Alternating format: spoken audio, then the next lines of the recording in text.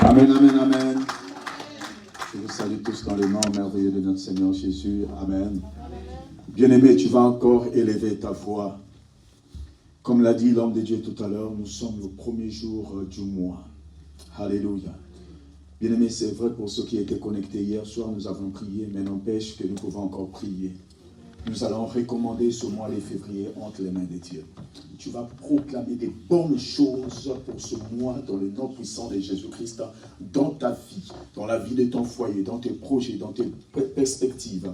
Concernant ton accélération, tu vas déclarer les choses, que rien de mal t'arrive. Tu vas anéantir tout plan de l'ennemi contre toi, contre ta famille, contre tes projets. Au nom puissant de Jésus-Christ, élevons nos voix, commençons à prier. Alléluia. Seigneur Dieu d'Israël, Père de gloire. Alléluia. Nous te recommandons encore davantage, au Seigneur Jésus-Christ, ce mois de février entre tes mains. Au nom puissant de Jésus-Christ.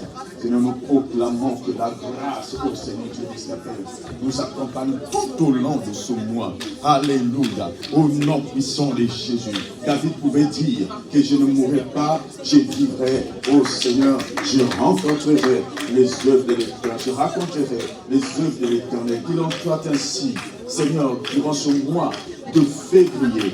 Père, j'ordonne que tout ce qui était fermé dans la vie au Père traversé de chaque membre ici au Seigneur, que les portes qui étaient fermées s'ouvrent maintenant dans le nom puissant de Jésus-Christ, oh Dieu. Jésus de Nazareth, nous détruisons, nous neutralisons, nous déprogrammons tout plan de l'ennemi contre nous, contre l'Église, au nom de Jésus, ô Dieu d'Israël de gloire. Seigneur, nous proclamons la victoire au Seigneur. Nous proclamons l'accélération au Dieu.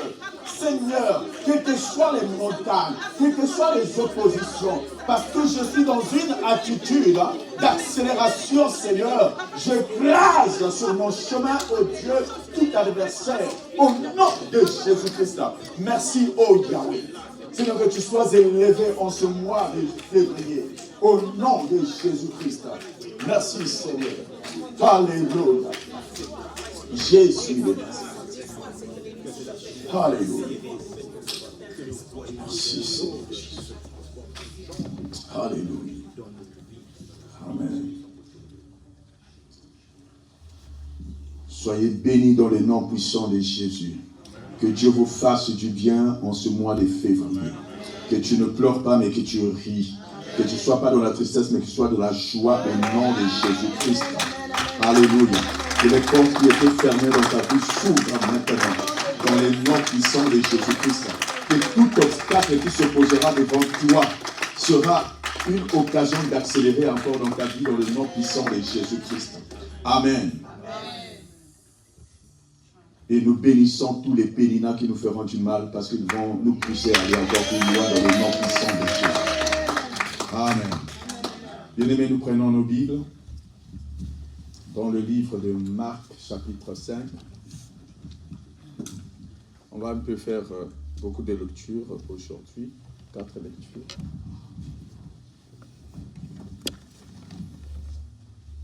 Marc, chapitre 5. Alors,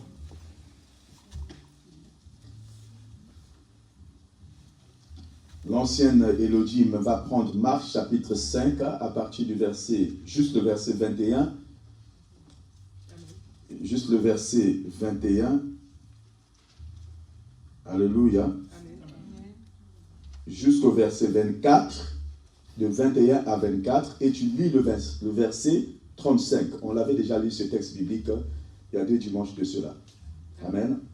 Papa Pierre sera dans Marc, chapitre 11, versets 20 à 21. Amen. La sœur Adèle, tu vas nous lire Genèse, chapitre 28, de versets 20 à 22. Amen. Et la sœur Philon, tu vas nous lire Genèse, chapitre 22, à partir du verset 1 jusqu'à 5. Amen. On y va. Amen. La Bible dit dans Marc 5, à partir du verset 21, Jésus dans la barque regagna l'autre rive, où une grande foule s'assembla près de lui. Il était au bord de la mer. Alors vint un des chefs de la synagogue. Alors vint un des chefs de la synagogue, nommé Jairus. Qui, l'ayant aperçu, se jeta à ses pieds. 23. Et lui adressa cette instance prière. Il lui adressa cette instance de prière. Ma petite fille est à l'extrémité. Viens, impose-lui les mains. Impose-lui les mains. Afin qu'elle soit sauvée. Et qu'elle qu'elle vive. 24. Jésus s'en alla avec lui et une grande foule le suivait et le pressait. Le verset 35 dit, comme il parlait encore, survinrent de chez le chef de la synagogue des gens qui dirent, ta fille est morte. Ta fille est morte. Pourquoi importuner davantage le maître? Amen. D'accord. Oh. Oui. Ta fille est morte. Ta fille est morte. Pourquoi importuner davantage le maître? Ça, c'est le verset 35. 36. D'accord. Non, c'est bon. C'est bon, oui. Mais, avant le verset 26, avant le verset 35, regardez le verset 24. Mais Jésus lui dit, ma fille, ta foi t'a sauvée, va en paix, sois guérie de ton mal. Maintenant, le verset 35 dit, comme il parlait encore, survinrent le chef de la synagogue, les gens qui dirent, ta fille est morte, pourquoi importuner davantage le maître? Et le verset 26 dit quoi? 36 plutôt. Mais Jésus, sans tenir compte de ces paroles, dit au chef de la synagogue, ne crains point, crois seulement. Amen. Crois seulement. Oui, c'est ce texte-là que je voulais. Merci. D'accord. Marc chapitre 11. Je lis la parole de Dieu dans Marc 11 à partir du verset 21.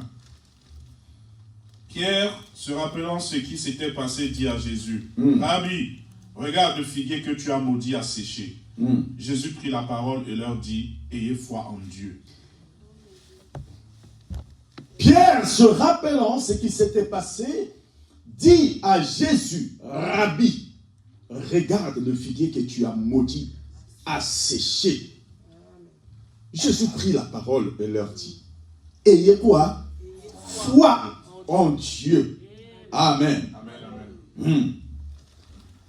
Nous sommes dans Genèse. Amen. Oh, j'aurais dû dire à maman, Chimène de me lire Genèse. Bon, c'est moins grave. On y va. Dans le livre de Genèse, du chapitre 28, versets 20 à 22. Le livre déclare ceci. Jacob fit un vœu en disant... Écoutez bien, Jacob fait quoi? Fit un vœu en disant, si Dieu est avec moi... Ah, il dit quoi? Si Dieu est avec moi... Avez-vous remarqué d'abord le mot si? D'accord, on y va. Et me garde pendant ce voyage que je fais. S'il me donne du pain à manger... S'il me donne aussi du pain à manger... Et des habits pour me vêtir... Et si je retourne en paix... à la maison de mon père... Alors... L'Éternel sera mon Dieu. L'Éternel sera mon Dieu. Verset 22. Cette pierre que j'ai dressée pour monument sera la maison de Dieu et je te donnerai la dîme de tout ce que tu me donneras. Alléluia. Amen. Amen. Nous allons finir notre texte biblique par Genèse chapitre 22 de 1 à 5. Je lis la parole du Seigneur. Dans Genèse 22, à partir du verset 1 à 5. Après ces choses, oui. Dieu mit Abraham à l'épreuve. Et lui dit, Abraham. Et il répondit, me voici. Me voici.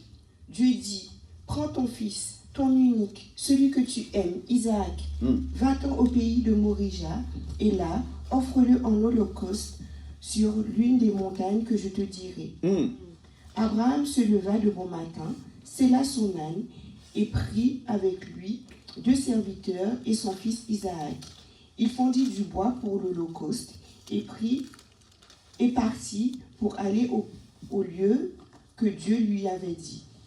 Le 3e jour, Abraham, levant les yeux, vit le lieu de loin, et Abraham dit à ses serviteurs, « Restez ici avec l'âne. » Abraham dit quoi à qui? À ses serviteurs. Il dit quoi? Restez ici avec l'âne. Moi et le jeune homme, nous irons jusque-là pour adorer et nous reviendrons auprès de vous. Amen. Amen. Parole du Seigneur. Amen. Je vous en prie, asseyez-vous. Alors, ancien la gloire, que Dieu te bénisse. Tout à l'heure, en priant pour la parole avant de me recommander, tu as dit que tu as parlé de 2 mots qui confirment que nous sommes sur la bonne voie. Tu as parlé de l'enseignement et tu as parlé de la clé. Alléluia. Aujourd'hui, je vais vous enseigner sur la clé de l'accélération. Amen. Nous sommes déjà sur les clés de l'accélération. Amen. Ça avait commencé dimanche. Nous avons vu certaines clés, lesquelles c'est retirer d'abord de la terre. Amen. Et faire confiance à l'Éternel en jetant, faire confiance à l'Éternel par sa parole. Amen. Très, très important. Alors, bien aimés dans le Seigneur, nous avons mis 4 textes bibliques. Je fais exprès de prendre ces 4 textes bibliques. En temps normal, je devais même ajouter aussi un autre.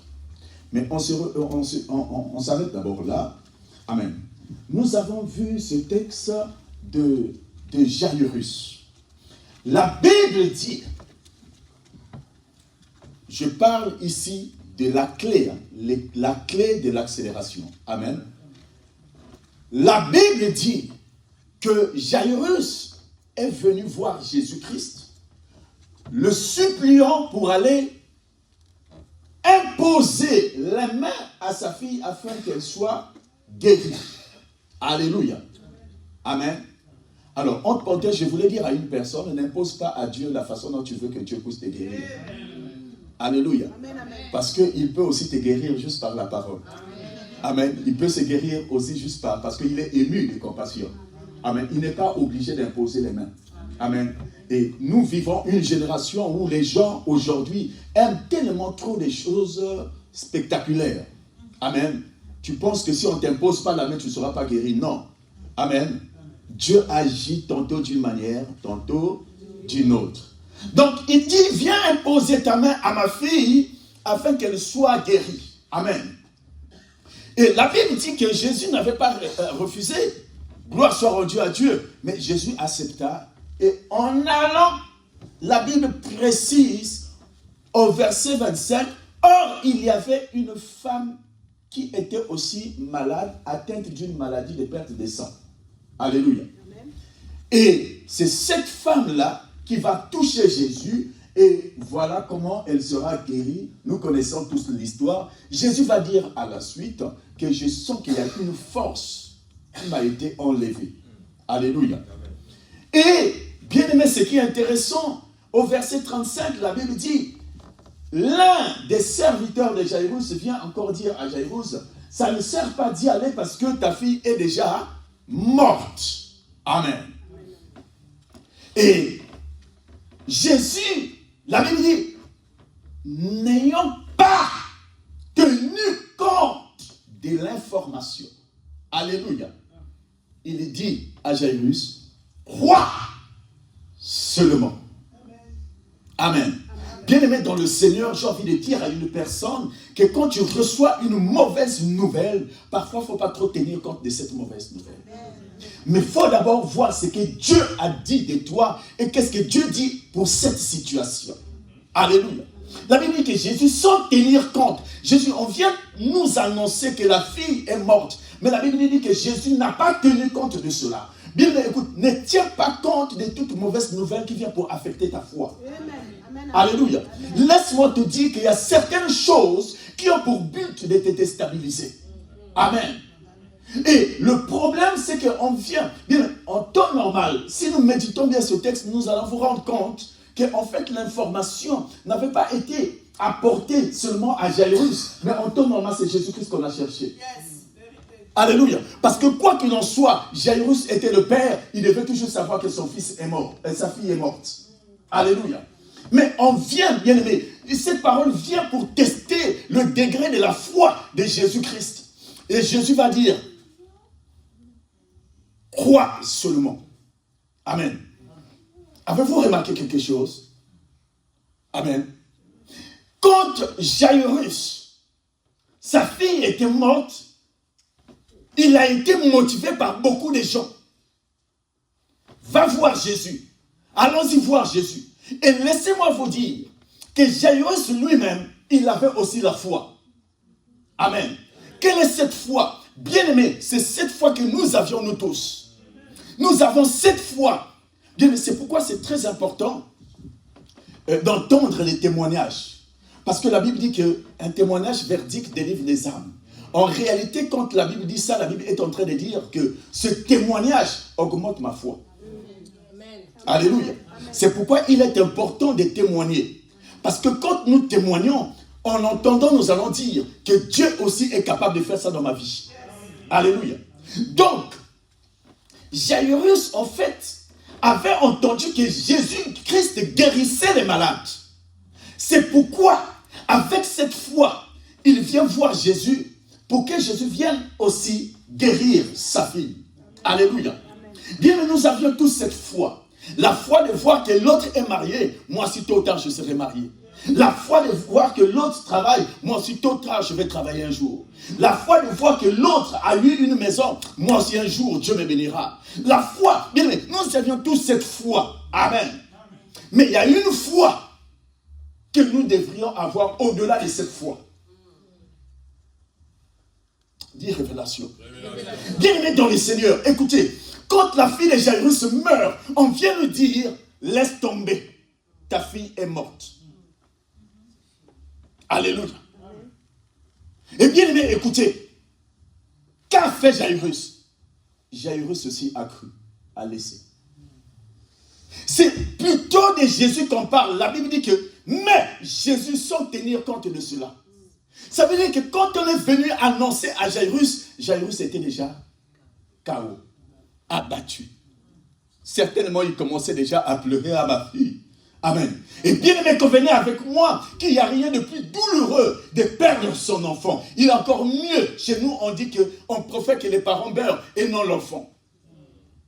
Alléluia. Donc, on vient, bien aimé, informer à Jairus, laisse tomber. Bien aimé dans le Seigneur, les mêmes qui l'ont encouragé pour aller voir Jésus, pour imposer les mains afin que sa fille soit sauvée, les mêmes viennent encore dire à Jairus, laisse tomber. Amen. Bien aimé dans le Seigneur, parfois, quand les choses semblent bien aller, tu as toujours des gens qui sont là pour t'encourager. Mais quand il y a une preuve qui dépasse ton entendement, les mêmes bien-aimés vont plus te reconnaître. Alléluia.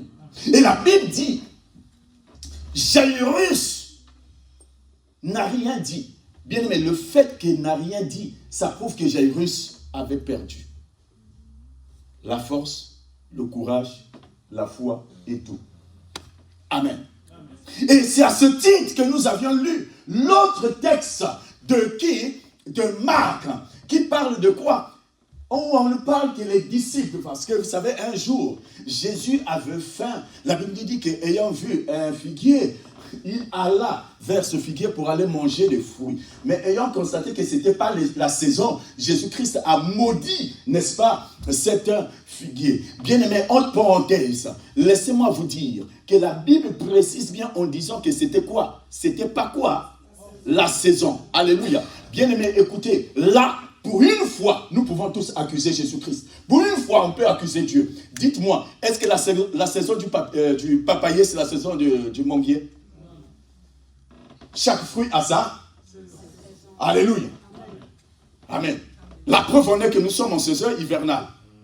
Amen. Et en saison hivernale, on a quel fruit? On a des litchis et quoi? Enfin, on a des litchis et on a des fruits. d'hiver. Vous connaissez vous-même. Alléluia. En été, on a quel fruit? On a des pastèques.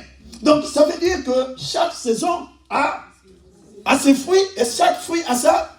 Mais la Bible dit que c'était pas, la Bible précise bien que c'était pas sa saison. Mais Jésus maudit quand même. Je dis, pourquoi tu me maudis alors que c'est pas ma saison? Laisse-moi vivre tranquillement et en été je vais produire. Non, je te maudis. Pourquoi? Parce que le fruit, la Bible dit que je vous ai choisi.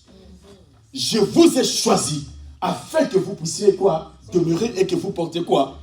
En tant qu'enfant de Dieu. Que la saison soit hivernale, soit bonne, soit mauvaise, soit je ne sais pas comment, tu dois toujours porter des fruits. C'est pourquoi Jésus était en colère. C'est l'image des enfants de Dieu.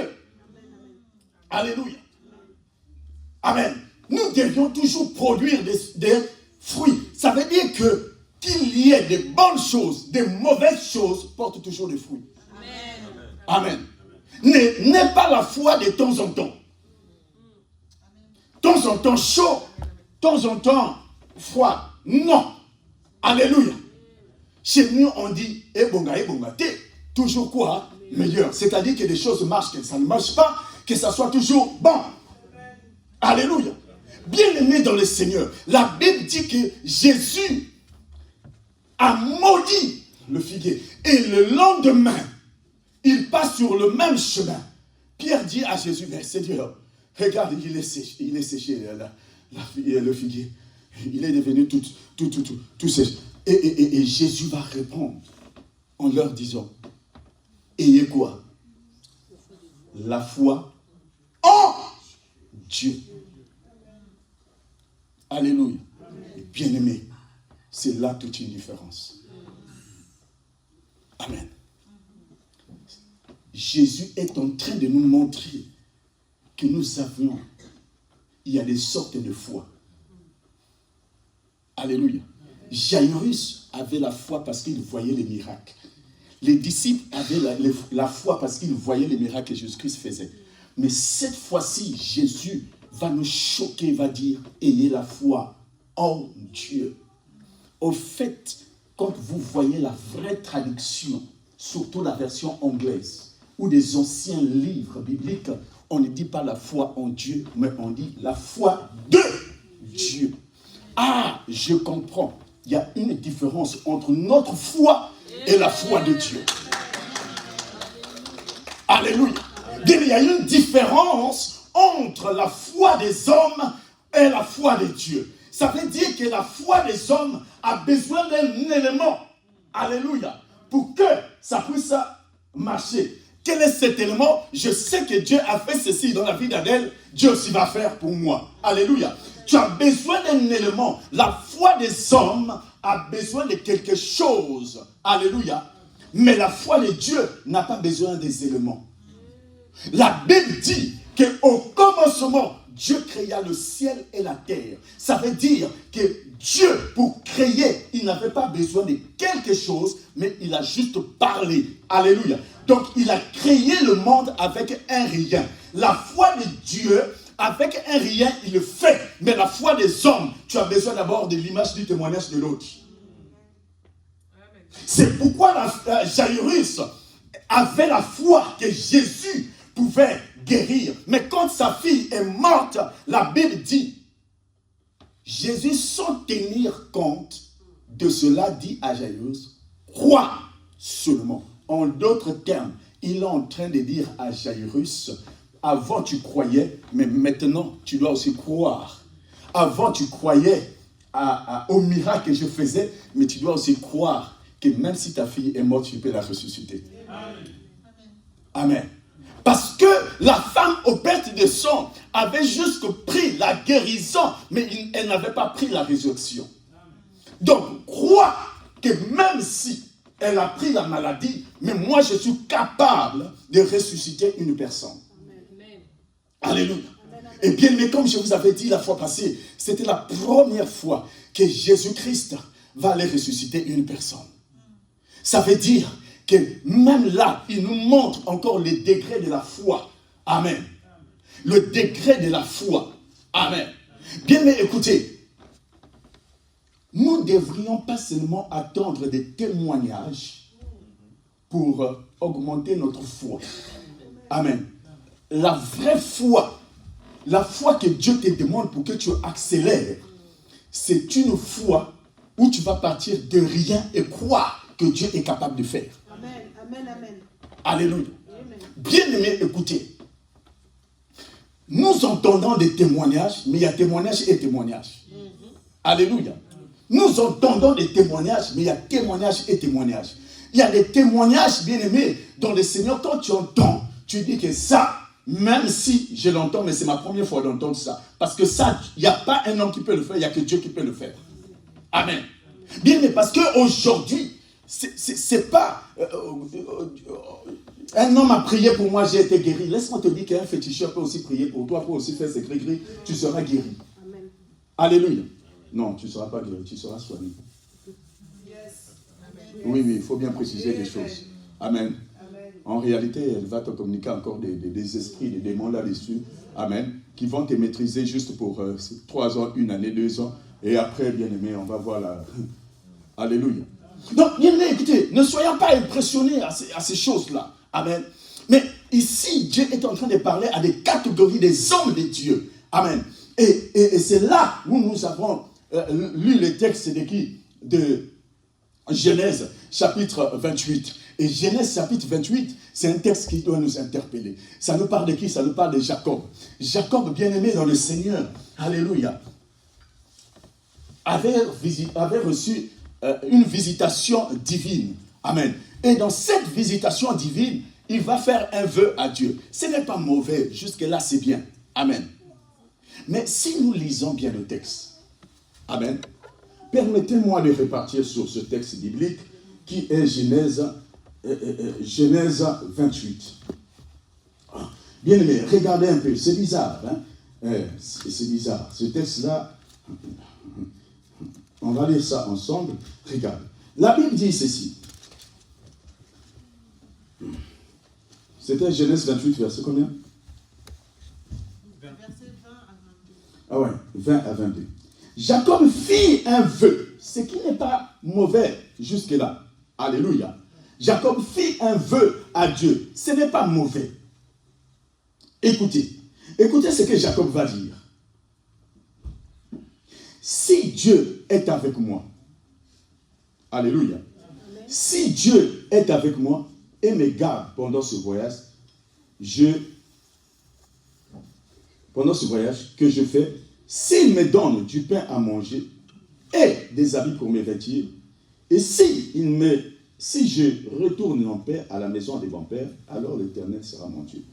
Et ça ne s'arrête pas par là. Dieu va aller encore plus loin. Il va dire, Jacob va aller plus loin. Il va dire que je donnerai la dîme de tout ce que tu me donneras. Amen. Alors, bien-aimés dans le Seigneur, avez-vous constaté quelque chose? Là aussi, c'est une foi. Amen. La foi où je crois que Dieu peut me garder. La foi où je crois que Dieu peut pourvoir à mes besoins en me donnant du pain.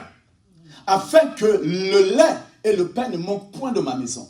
Là, c'est une foi où je crois aussi que Dieu peut me garder de mon départ et mon arrivée.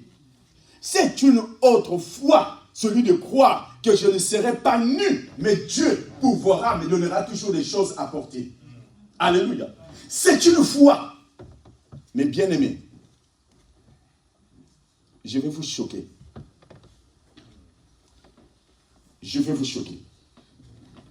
Cela n'engage qu'à moi. Je pèse mes mots. Cela n'engage qu'à moi. Ce que Jacob, regardez-moi s'il vous plaît, ce que Jacob demande est spirituel. Mais elle n'est pas mature. Je m'explique. Ce que Jacob demande, je le qualifie comme étant une foi contractuelle. C'est comme un contrat. Parce que tu ne peux pas donner des conditions à Dieu. C'est à Dieu de te donner des conditions. Si maintenant, nous avions tous cette foi. Ma question, ou la question, doit être la suivante. Et si Dieu ne me bénit pas?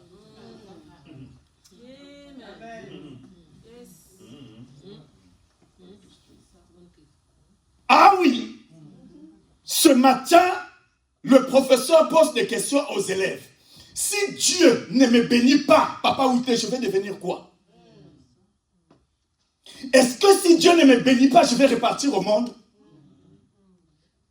Est-ce que si Dieu ne me bénit pas, je ne vais plus vivre dans la pureté, dans la sanctification? Alléluia. Est-ce que si Dieu ne me bénit pas, je vais pour moi faire de n'importe quoi? Alléluia. Si Dieu me bénit, mais si Dieu ne te bénit pas, tu vas faire quoi? Bien aimé, Dieu est souverain. Il peut donner tout comme il ne peut pas donner.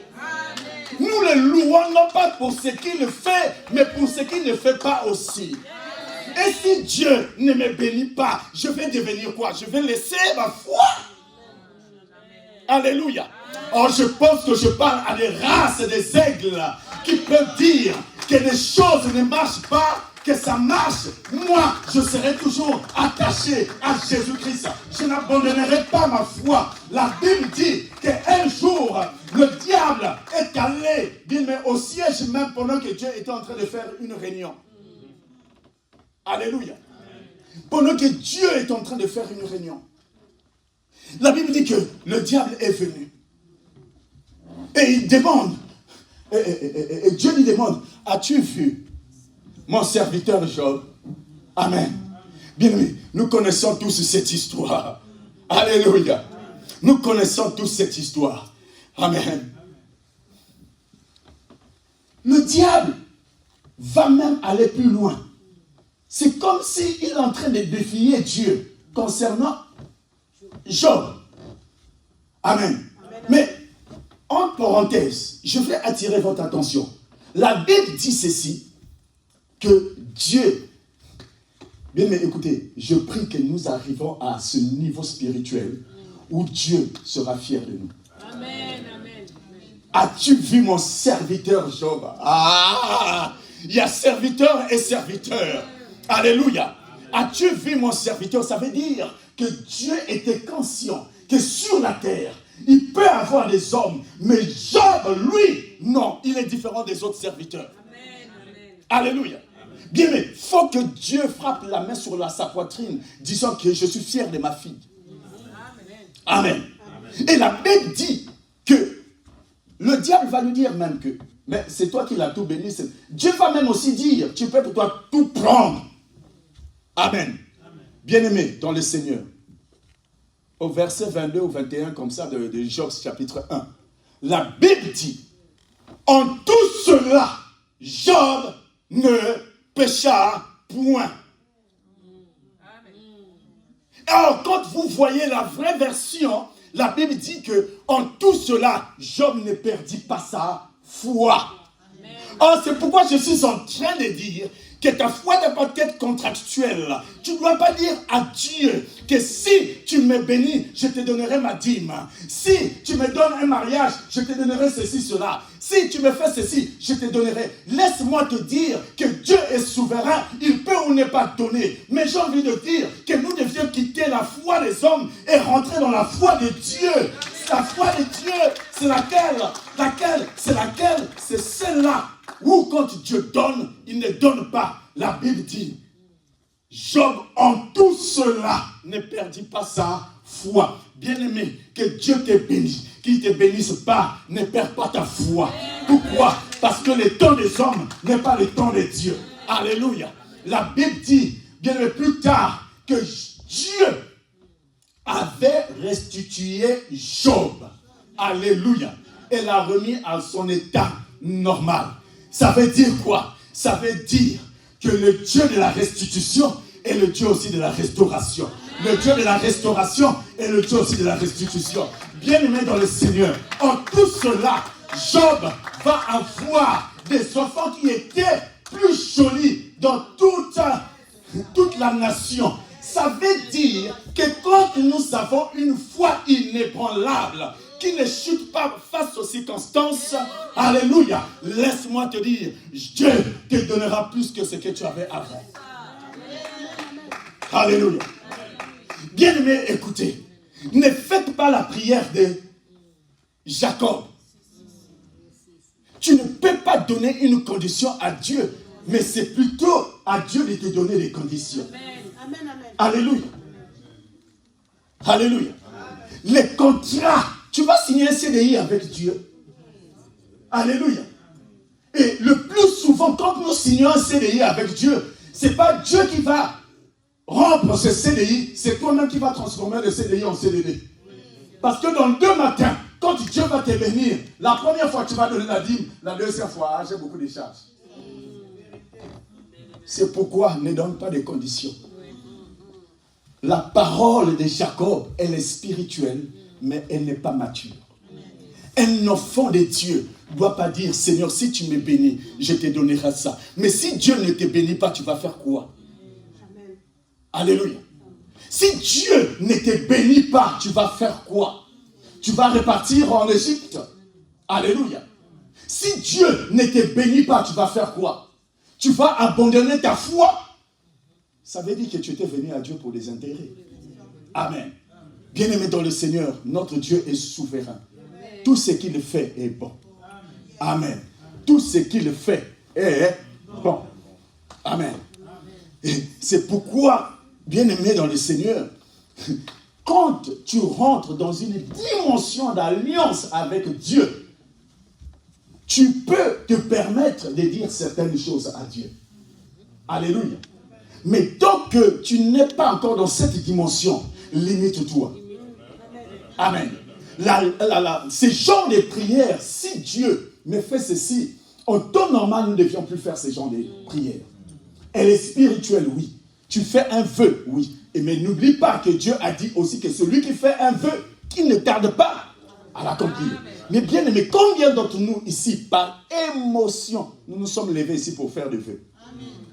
Et aujourd'hui, où en sommes-nous? Amen. Donc c'est pour vous dire, bien aimé, dans le Seigneur, la foi des hommes est une foi qui attend quelque chose pour t'activer. Mais la foi de Dieu est différente de la foi des hommes. Et Jésus dit, ayez foi en Dieu. Amen. Et bien aimé dans le Seigneur, Jairus n'avait pas cru. Il avait d'abord la foi des hommes. Et Jésus va lui dire, crois seulement. En d'autres termes, Jésus va lui dire, tu dois avoir la foi de Dieu maintenant. Amen. Et la foi de Dieu, c'est cette foi qui appelle des choses impossibles à la possibilité. Amen. Parce que quand Jésus lui dit, crois seulement, bien aimé, Jésus n'avait jamais ressuscité une personne. Amen. Jésus n'avait jamais ressuscité une personne. Amen. Bien, mais écoutez, vous connaissez cette histoire où il y avait le fils, je ne sais pas de qui là, qui tombait à la fois au feu et dans l'eau. Amen. Il avait une maladie épilepsie. Regardez. On dit encore révélation. Regardez.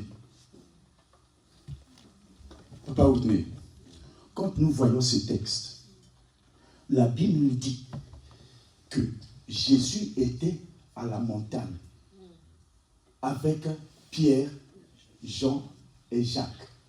Toujours les compagnons d'encouragement. Alléluia. Venez avec moi. Mais pendant ce temps, les autres disciples étaient restés. Et pendant que les autres disciples étaient restés, un homme qui avait son fils qui était malade, il demande, si vous pouvez faire quelque chose pour moi, alléluia, pour mon fils. Il tombe dans l'eau, il tombe dans le feu. Amen. Je ne sais pas ce qui s'était passé. Pour une première fois ce jour-là, moi je n'étais pas. Moi j'étais pour moi à la transfiguration. Amen. Je ne sais pas, bien aimé, c'était au nom de qui ils chassaient. Est-ce que c'était au nom de leur arrière-grand-père ou comment? Je ne sais vraiment pas, mais une chose est vraie, ça n'avait pas marché. Amen. Or, la Bible nous dit que pendant ce temps, Jésus-Christ était à la montagne. Et à la montagne, il y avait cette belle histoire que nous connaissons tous qui est la transfiguration. Bien aimé, qui avait apparu à la transfiguration? Élie, Moïse et Élie. Amen. Et le troisième, c'était qui? Jésus. À tel point même que Pierre, réfléchissez 2 fois avant de donner vos enfants le nom de Pierre. Parce qu'ils sont des gens.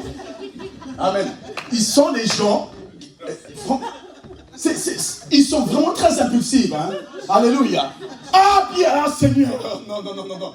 On doit construire 3 tentes ici. Une pour toi, une pour Moïse. Alléluia. Et l'autre pour Élie. Pierre, toujours, il a toujours des choses. Alléluia. En tout cas, quand on sera au ciel, on doit aller le voir un peu, Pierre. Amen. C'est très, très important. On doit aller le voir. Amen. Il est toujours, il est chaud.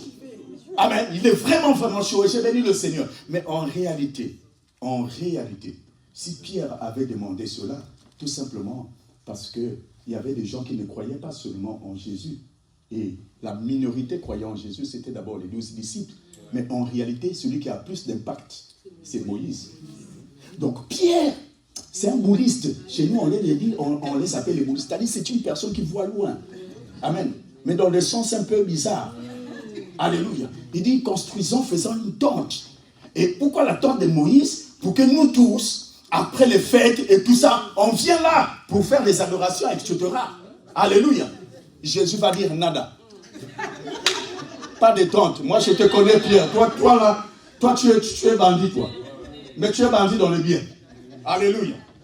Et à l'instant même qu'il dit là, Élie a disparu et Moïse aussi a disparu. Et qui était resté là? C'était Jésus. Alléluia. Oh, bien aimé, nous savions tous que Élie symbolise quoi? La prophétie. Amen. Et Moïse symbolise la loi, la parole. Alléluia. Amen. La loi, la parole. Alléluia. Et bien aimé dans le Seigneur, nous savions tous ceci que c'est Moïse qui avait divisé la mer Rouge en 2, le premier. Amen. Très important. Donc, en d'autres termes, la révélation et la loi n'existent plus. Je suis maintenant... Non. Élie, je voulais dire, symbolise d'abord, non pas seulement la prophétie, mais le feu. Et Moïse symbolise quoi? La loi, l'eau. Parce que celui qui avait fait sortir l'eau sur le rocher. Voyez-vous? Donc, en d'autres termes, le 2 disparaît, qui va rester? Jésus-Christ. Donc, c'est comme si Jésus était en train de dire que moi, je suis plus que les deux là. Et je suis la révélation même. Alléluia. Donc, pas de tente. L'unique tente que vous allez faire, c'est moi, mais moi en vous. Amen. Alléluia. Moi en vous. C'est pourquoi nous l'avions accepté comme Seigneur et Sauveur personnel. Amen. Et bien aimé dans le Seigneur, Moïse et Élie ont disparu. Je ne sais pas quelle était l'attitude de Pierre. Certainement, il était un peu découragé parce qu'il ne savait pas comment aller expliquer à la ville que non, on a vu Moïse, on a vu qui? Élie. Amen. Mais quand il arrive, il voit cette situation de cet enfant épileptique qui tombait dans l'eau et qui tombait sur le feu. Alléluia. Mais bien aimé, écoutez, les disciples n'ont pas pu guérir cet enfant. Alléluia.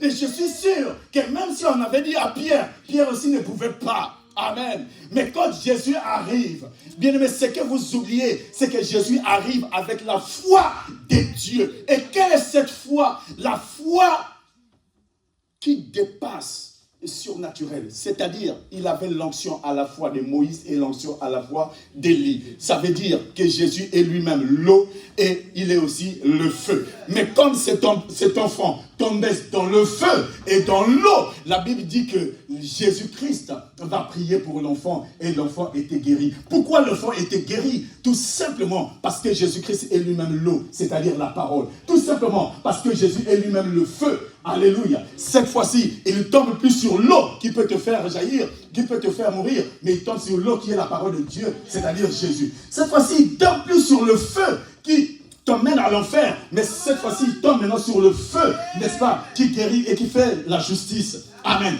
Bien-aimés, ayant la foi de Dieu. Alléluia. Et nous avions lu un dernier texte. Amen. Et ce texte nous parle de notre ancêtre à tous, Abraham. La Bible dit que après toutes ces choses, après cela, Dieu va tester, qui va mettre Abraham à l'épreuve. Alléluia.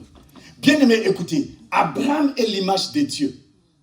Pour que tu sois comme Dieu, je dois te mettre à l'épreuve. Pour que tu sois comme moi, tu vas traverser des épreuves. Moi, je suis un Dieu, j'ai la foi de moi-même, c'est-à-dire j'ai ma foi qui appelle à l'existence ce qui n'existe pas. Maintenant, Abraham, ta foi là est comment?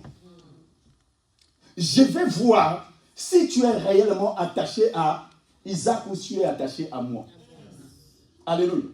Bien-aimé dans le Seigneur, Dieu peut te bénir, mais ne reste pas attaché aux choses que Dieu te bénit. Quand Dieu te bénit, au lieu de t'attacher à la bénédiction des choses, attache-toi plutôt au bénisseur. Parce que la bénédiction peut finir, mais le bénisseur ne finit jamais. Alléluia.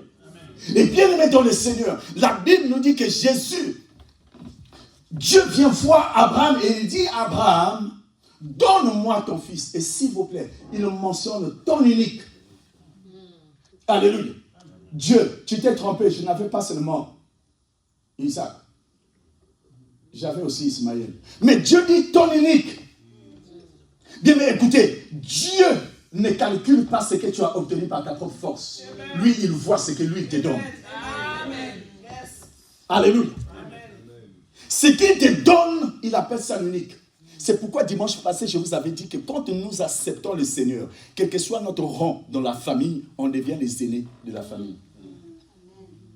On devient les enfants uniques de Dieu. Mais non, si dans votre famille, vous êtes tous chrétiens, gloire soit rendue à Dieu. Vous êtes une race élue. Amen. Et il dit, donne-moi donc ton élu. Ton unique. Amen. Et bien aimé dans le Seigneur, je bénis le Seigneur que Abraham n'a pas dit à sa femme. Parce que comme j'aime bien vous le dire, si Abraham avait dit à Sarah, on devait entendre que le premier couple des vieux s'était battu ce jour-là. Bien aimé, écoutez. Moi, Sarah, dans ma vieillesse, Dieu m'a donné un enfant et toi, tu viens me raconter de n'importe quoi, comme quoi qu'il faut aller sacrifier. Mais Abraham, et moi, j'aime les femmes de France. Ah, j'aime les femmes de France, la façon dont elles parlent. Mais dis donc, ça ne va pas, non? Et dis donc, tu disjonctes pas, non? Alléluia. Amen. Amen. Que Dieu nous aide. Amen. Que Dieu nous aide. Cette semaine, je suivais le journal. J'ai vu qu'il y a une loi qui sera faite comme quoi que des rapports intimes entre monsieur et madame, ça ne sera pas une obligation. Amen. Je dis, la France, mais toi tu vas où là?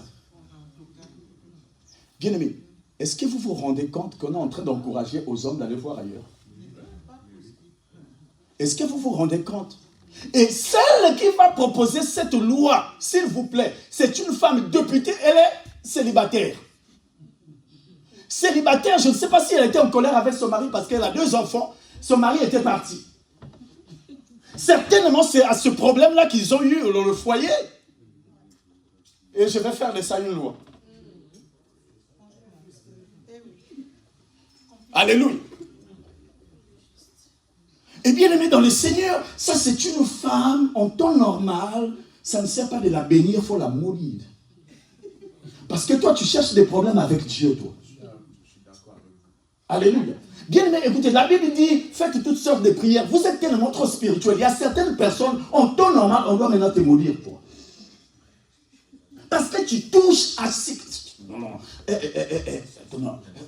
Bien aimé dans le Seigneur. Mais attendez. Vous vous rendez un peu compte? Amen. Comment ça, ce texte-là doit plus être obligatoire? Mais ça veut dire quoi? Je ne sais pas, vous-même qui parlez français, qui êtes dans l'intégration, je ne sais pas quoi là. Expliquez-moi un peu. Amen. Mais vous êtes en train d'envoyer vos maris ailleurs. Amen. Moi, je préfère encore des Africains. Parce que, pourquoi? Parce que moi, eux, ils l'ont fait ouvertement. Je me marie avec 2 femmes, 3 femmes. Mais vous ici, Vous allez mettre des casques, prendre des Vespa. Et je ne peux pas avoir de problème. Allez, on va prêcher la parole. On est où? On est sur Genèse. Hein? On est sur Genèse. Alléluia, on est sur Genèse. On est sur Genèse. On est sur Genèse. Non, moi je suis en colère. En plus, elle est célibataire. Je ne sais pas si c'est son mari qui l'a plaqué ou comment, je ne sais pas comment. Je ne sais pas comment tu vas prendre une telle loi parce que tu es député. Mais non, en temps normal. Et bien aimé dans le Seigneur, imaginez un homme qui va venir et tombe sur cette femme. Déjà, en disant ça, elle a mis une croix sur tous les hommes. Ça veut dire que l'homme n'aura plus même le courage de te faire des avances. Alléluia. Voilà une loi qui va t'attirer toi-même des malédictions. Et tu vas finir à faire de n'importe quoi seul maintenant. Avec des jouets, avec des objets. Mais, bien aimé, écoutez, ça fait rire, mais c'est la vérité. C'est incroyable. Alléluia. Là où je travaille, vous savez, il y a toujours des problèmes, il y a toujours des gens, des gens qui racontent, qui parlent entre eux, amis, etc. Moi, j'aime me mettre à mon coin. Alléluia. Parfois, quand ils parlent un peu de foot, là, je peux venir parce que je suis un bon supporter de Marseille, entre guillemets. Amen. Même si on a fait match nul, c'est moins grave. Alors, et j'entends une qui dit que moi, j'ai pas besoin d'hommes là. Moi, les hommes, c'est quoi? C'est un temps perdu, moi. Je monte pour moi l'escalier pour repartir dans mon petit bureau. Et là, avant, j'entends encore. Moi, je préfère acheter mes objets, moi.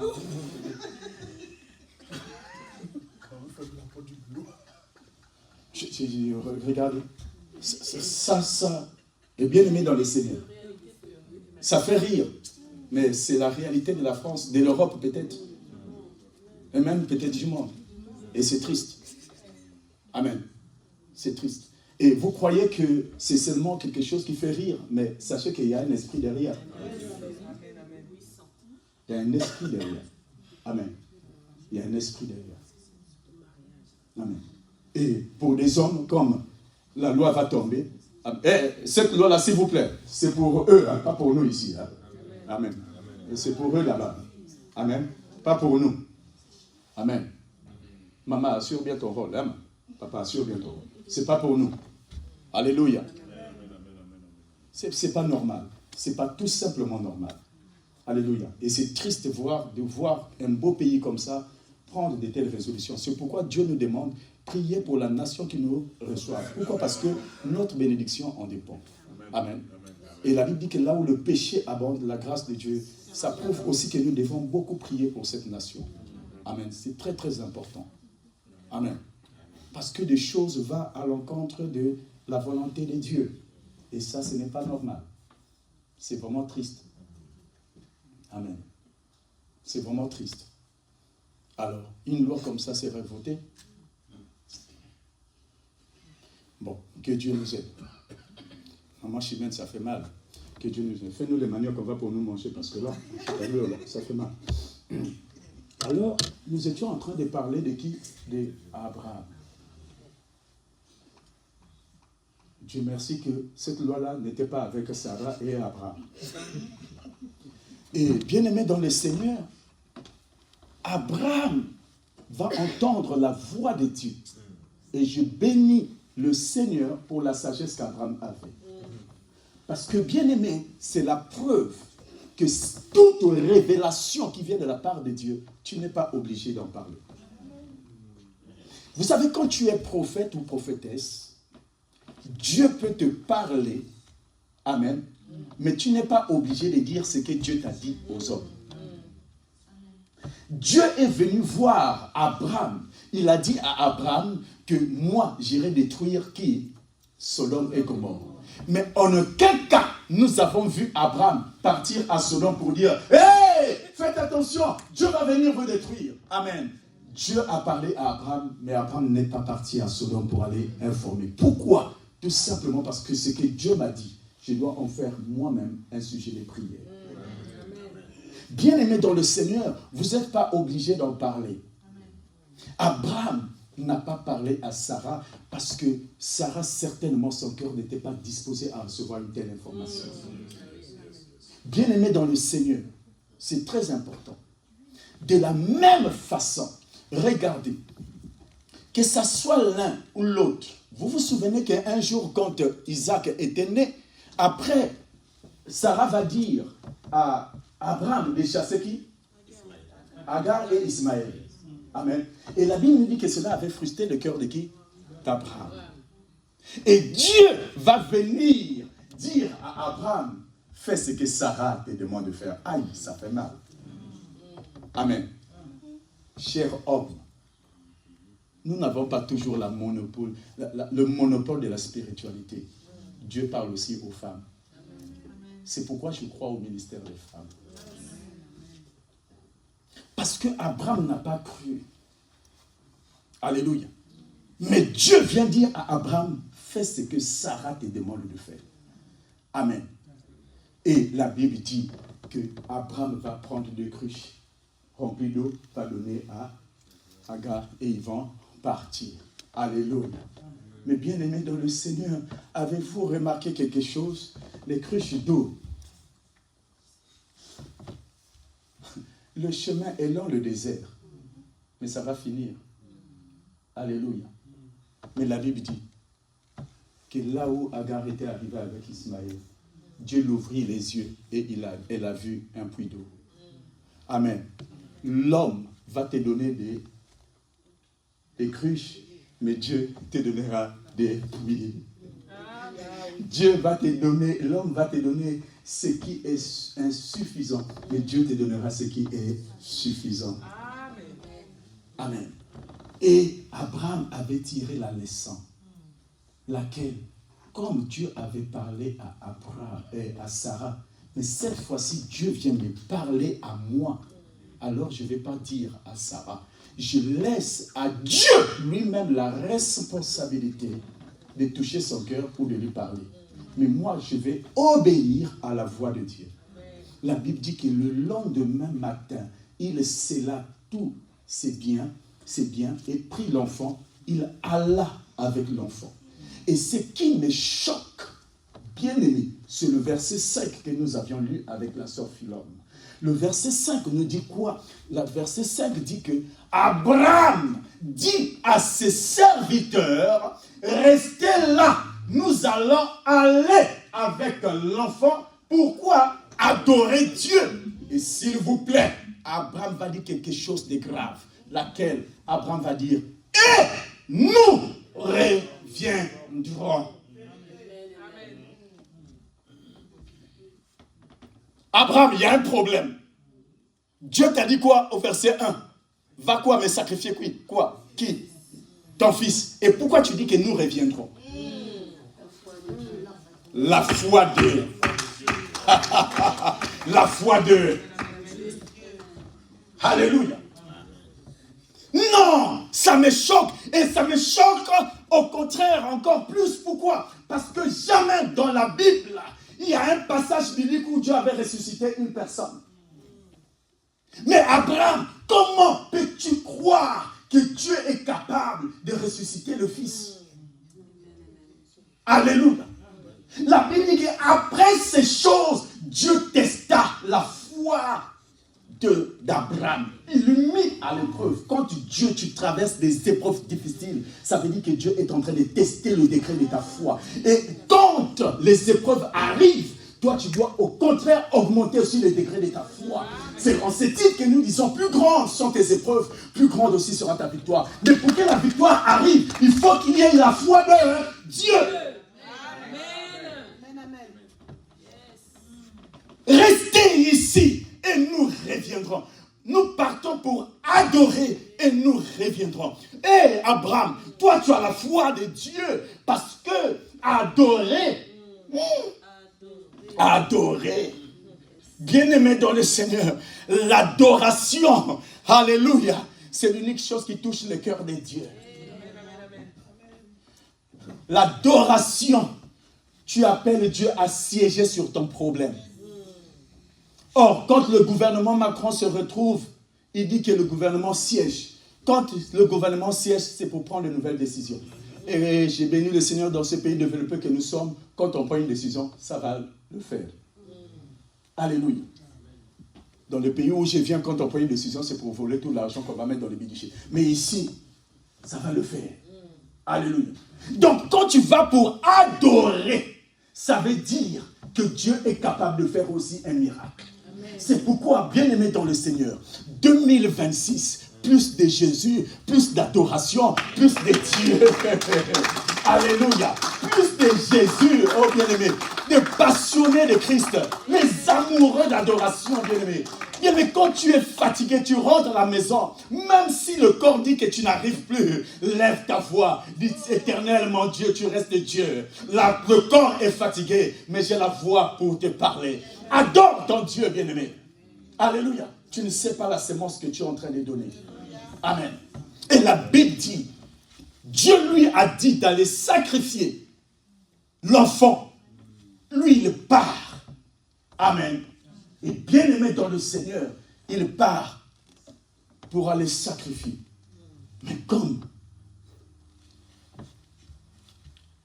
ils sont arrivés à un certain niveau, il dit à ses serviteurs, restez. Nous allons avec le Fils pour adorer et nous reviendrons. Que Dieu te bénisse, Abraham, pour ta foi. Alléluia. Et bien aimé, nous connaissons tous l'histoire. Amen. Et regardez. L'histoire dit que Abraham, c'est là son fils, et était sur le point de le sacrifier. Amen. Et vous savez, Abraham a été choisi par Dieu pour faire cet acte. Pourquoi? Parce que Abraham lui-même, il revient déjà dans ses origines de ce genre de sacrifice. Donc c'était facile pour Abraham pour le faire. Mais c'est pourquoi justement Dieu va peser le pour lui dire ton unique. Parce que Ismaël était déjà parti avec Agar. Lui, il est resté sur ton unique. Alors donne-moi. Bien-aimé, Dieu ne te demandera pas quelque chose que tu as obtenu par ta propre force. Il te demandera toujours quelque chose qui fait mal au cœur. C'est pourquoi vous voyez parfois de temps à autre, quand on vous dit donnez ceci, quand on fait des appels, faites ceci, donne telle enveloppe, donne telle. Vous voyez, ça fait parfois mal, mais laisse-moi te dire que c'est là où va venir le miracle. Alléluia. Et la Bible dit, bien aimé, que Abraham, au moment où il a failli tuer l'enfant, l'ange a tenu sa main. Et Dieu va dire à Abraham, je vois maintenant que tu m'aimes. Alléluia. Bien-aimé, il n'y a pas seulement l'obéissance d'Abraham, mais il y a plutôt et surtout la foi de Dieu en Abraham.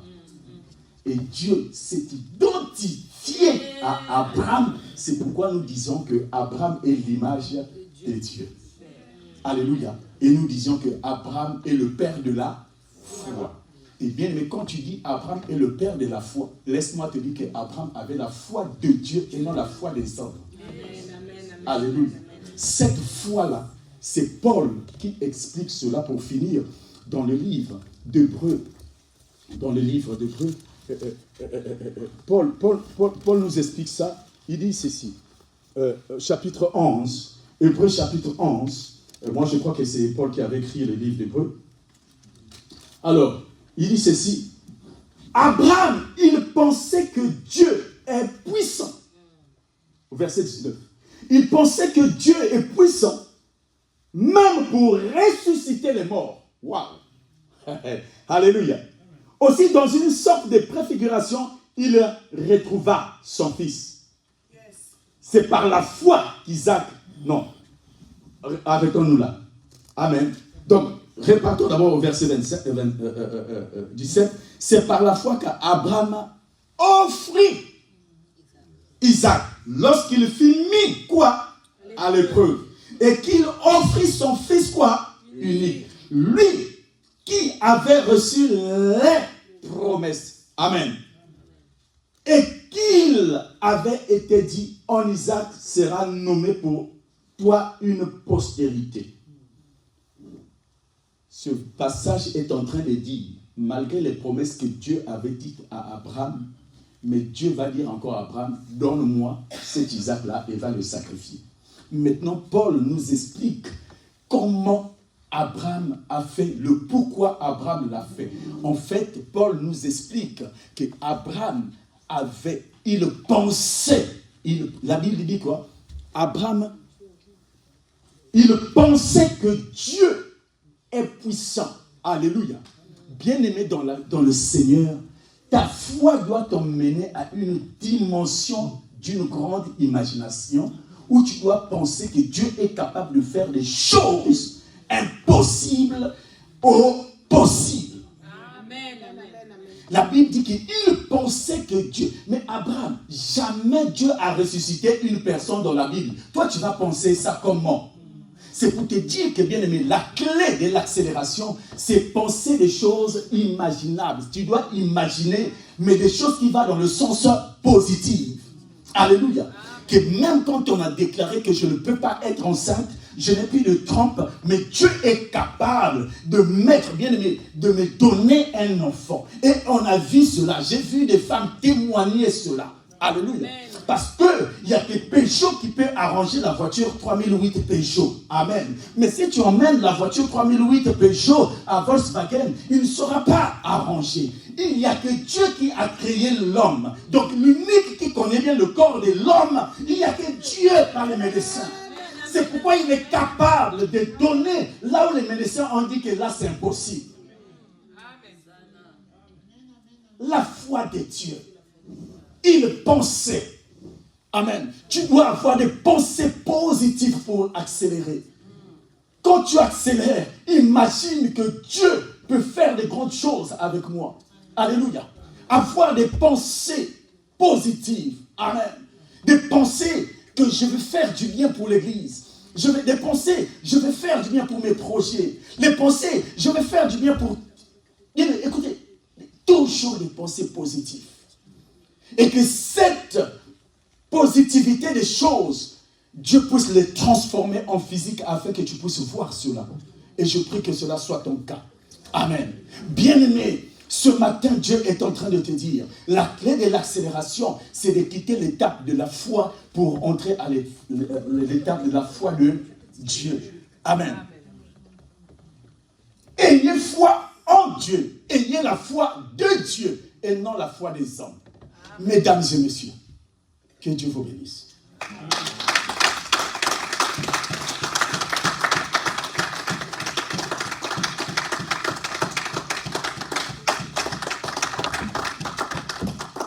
Bien, nous allons prier ce matin. Alléluia. Nous allons prier ce matin. Dieu t'emmène à une dimension ce matin où tu dois plus croire.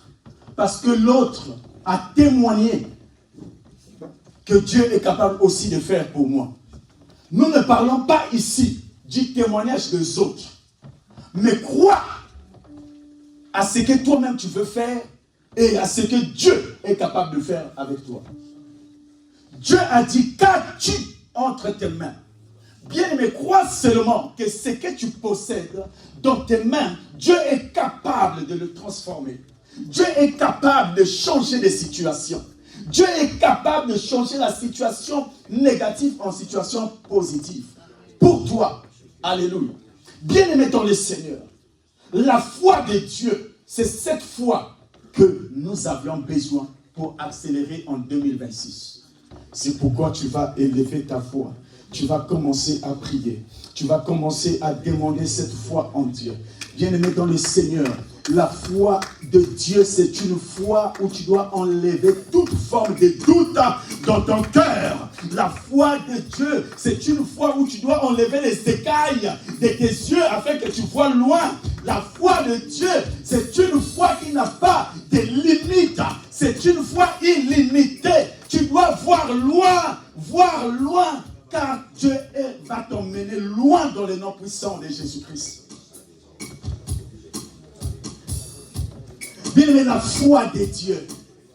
La foi des dieux.